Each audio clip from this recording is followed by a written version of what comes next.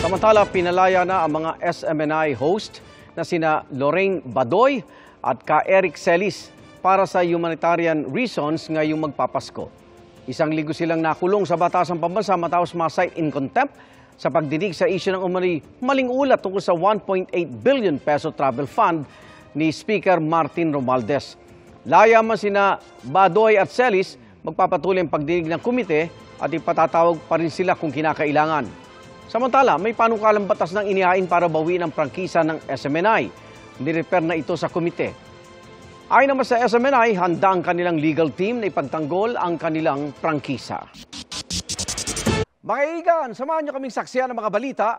Mag-subscribe sa GMA Integrated News sa YouTube.